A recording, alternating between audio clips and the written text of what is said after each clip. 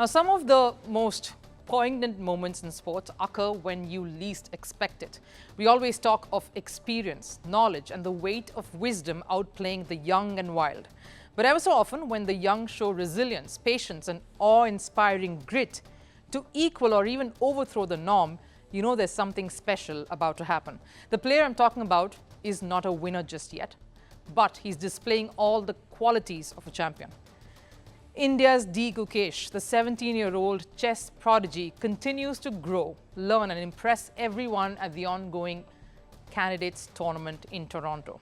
Just some days ago, when we spoke of the Candidates Tournament, previewing the top contenders, just as Magnus Carlsen said, we agreed that experience mattered the most, especially at a fight between the best 8 minds in the world.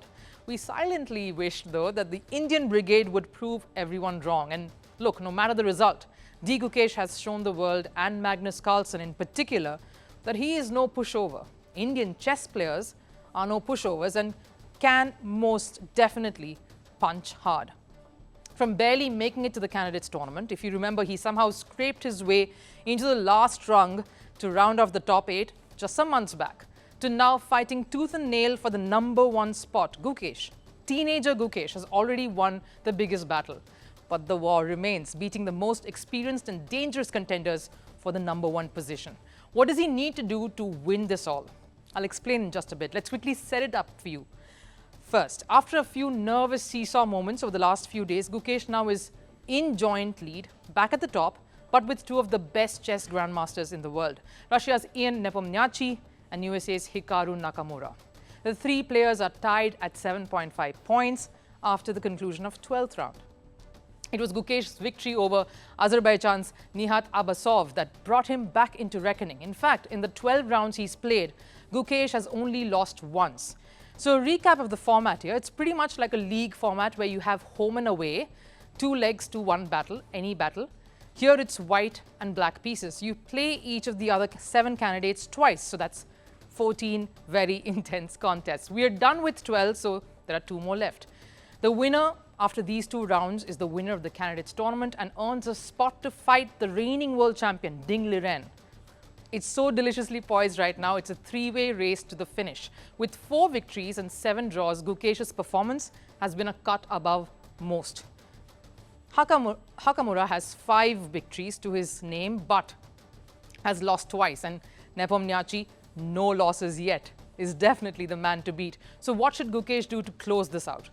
Let's dive in. His next match is against France's Alireza Firouzja.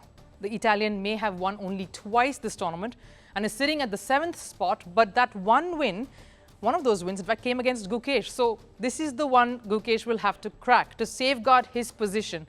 And I'll tell you why. And here's the best part. He will start with white on this reverse matchup, which is one key aspect that goes in Gukesh's favor.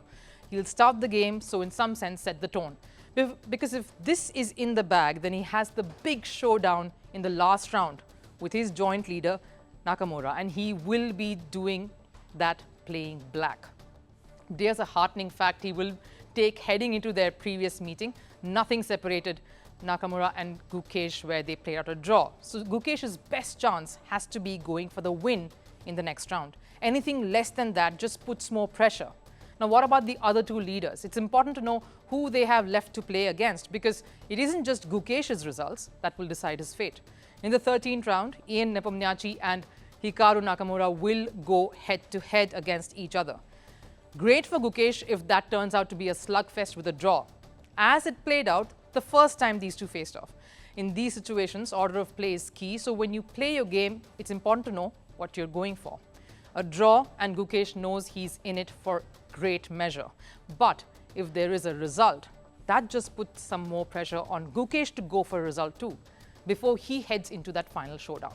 And then, of course, there is Nepomniachtchi's 14th round. That is the tough one against Fabiano Caruana. Caruana managed to hold Nepo to a draw in their first matchup.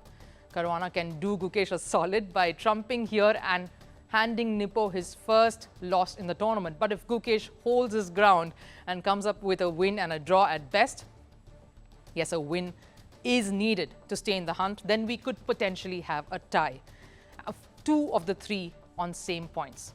If Gukesh has to be one of them, then most likely Nepomniachtchi is the other. Then the winner is decided on a tie break where the top spot goes to a candidate depending on a rapid chess round. Exciting next few days, but I say it again, no matter the result, Gukesh has already announced his pedigree, stamped his class, his maturity, the smarts, and has showed nerves of steel to the world watching. A youngster who has been a bit of a headache for experienced grandmasters. A youngster proving all critiques wrong, and that is the biggest takeaway for anyone watching the candidates from around the world.